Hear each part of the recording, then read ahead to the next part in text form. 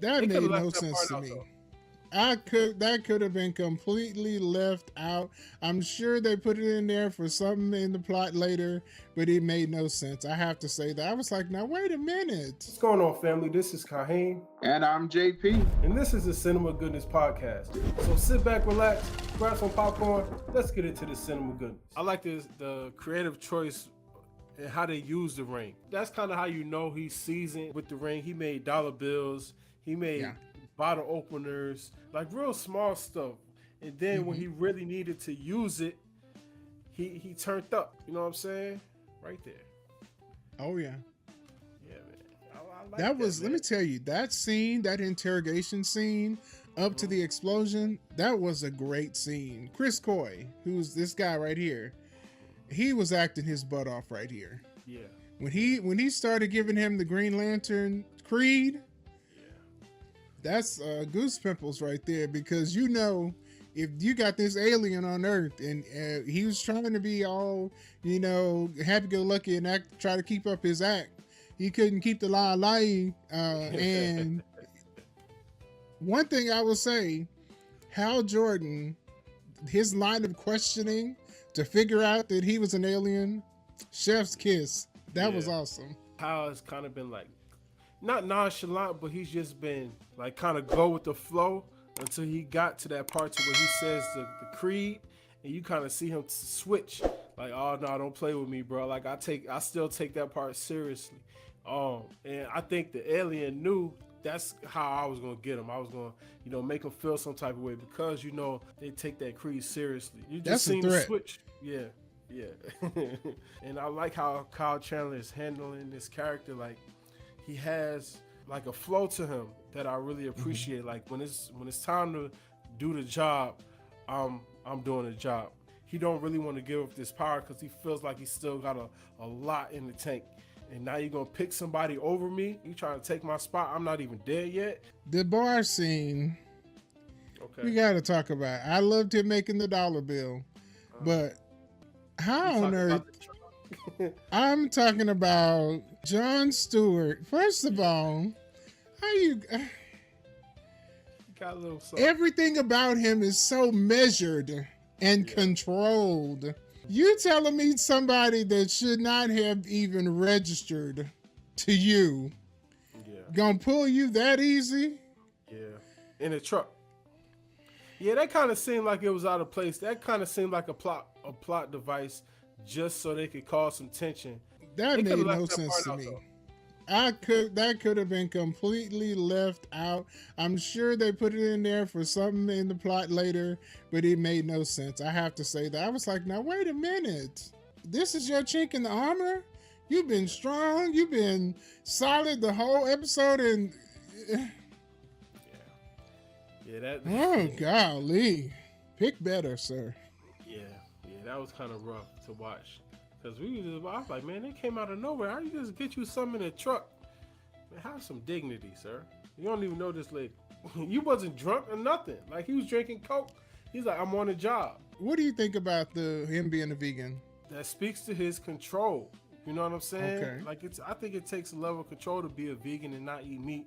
And then it goes back to this space of going back to that bar scene, to where this lady is like, okay, can you want to walk me to my truck? And then now you having sex in the truck with some random lady. So it's kind of like, is he controlled or not? To me, that was a point where they kind of betrayed his character. I mean, you're so measured that you would let your father at 12 shoot a gun at your head, and you didn't even flinch. And you telling me you flinching? You ready to jump in the truck with the first scallywag that you see in a bar in a small country town?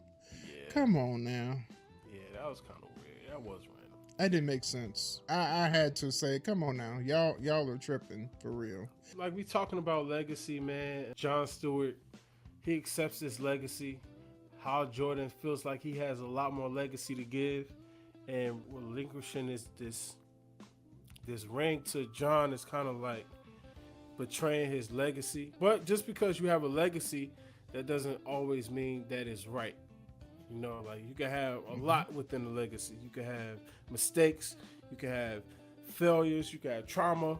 You can have your ego, sacrifice, all of this stuff. And for me, I feel like John doesn't need to become Hal. I just think he needs to understand who he is and how to kind of move from that, how to evolve from that. Learn from his mistakes, learn from his triumphs, learn to follow his gut, and trust yourself. And there was a lot there that they kind of like laid the foundation for. It's not like a true superhero show. I mean, it's superhero, but it's grounded, and it has a lot. Very of grounded, undertone. very gritty. Yeah. Yeah, and it's something that I could appreciate. One thing I will say, I am very happy that his father is still alive. And when he has a moment where he's unsure, he reaches out for his dad. I love that. I thought that was cool. And I was surprised by it because we don't get to see that in Hollywood very much. Normally the black dad is shuffled off somewhere. So for him to still be reaching out to his dad, and his dad giving him good advice on how to stay the course, I thought that was great. That was a good choice of all the different things we saw. I wonder if we're going to get to see his brothers, and how that's going to play a part into it, All right, so I got a question. How do you know when you're protecting something you love versus protecting the version of yourself that built it? So I would say, it's a great question. When the actions that you take are selfless, that's when you're protecting the thing that you love. That is outside of yourself. If your actions are self-centered, then you're just trying to protect yourself or whatever image of yourself you're trying to project to other people. So that means even if you have to make a decision that doesn't seem like it's in the best interest, but actually is in the best interest in the overall, in the long run, it may hurt you to make that decision, but if you're willing to do that, then that speaks to you, focusing in on the core, protecting that, essentially that legacy. Let him cook. What about you? Surrendering to something that's bigger than yourself and not letting your ego, because ego is a real thing. We seen it in this show. Oh my God. Yeah. Hal doesn't want to let it go, man. And he has his ego, and he continuously talking about, I trust my gut. I trust myself. But even John had some of that too, because when they was at the ranch, the guy was saying, was speaking about trust, and John was like, I don't trust anybody. So he has a level of that too, that ego and, trying to keep himself guarded, which is another reason why I don't understand why he slept with this girl in his truck. Because he said he don't trust anybody, but then you just trust this random woman that you seen in the bar. That's why I said it was a betrayal of the character that they had built. It didn't make sense. Although it was a great pilot. Yeah, that part made no sense. I don't know who made that decision. It was a bad decision. It shouldn't have been in the show. Yeah, I agree. So I want to ask y'all, family, if y'all watching, man, what do you feel makes a legacy last? Power, success, money, recognition, sacrifice? I want to know. We want to know. Put it down in the comments, man. Be sure to check it out. Longevity. Add that in there too. Yeah. So many possibilities, but what do you feel makes a legacy last? All right, let's talk about it. Episode 1 of Lanterns had the blueprint for something real. A mentor and a mentee walking the same road, but not walking it the same. And that's where it gets interesting, because Hal and John aren't mirrors of each other. They're two different answers to the same question. What do you do with power you didn't ask for?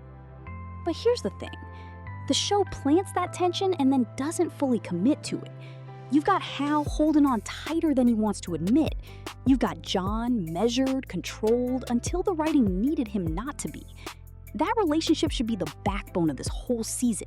Mentor and mentee, trust and doubt, ego and legacy, all tangled up in each other. And it mostly gets there. Mostly. And then the pilot ends with Hal Jordan dead. So now every bit of that mentor-mentee tension we just watched build, it's got a deadline on it. That's a bold swing for episode 1. Question is whether the show earns it, or whether it's just spectacle wearing a legacy costume. That's our verdict. Now we want yours. Drop your honest take in the comments. We are reading every single one of them. And if you rock with this kind of breakdown, hit that subscribe button. Come find us on Instagram, TikTok, everywhere Cinema Goodness lives. And if you're more of a listener than a watcher, we got you. Pull us up wherever you stream. Spotify, Apple, YouTube Music, all of it. New episodes every week. That's cinema goodness.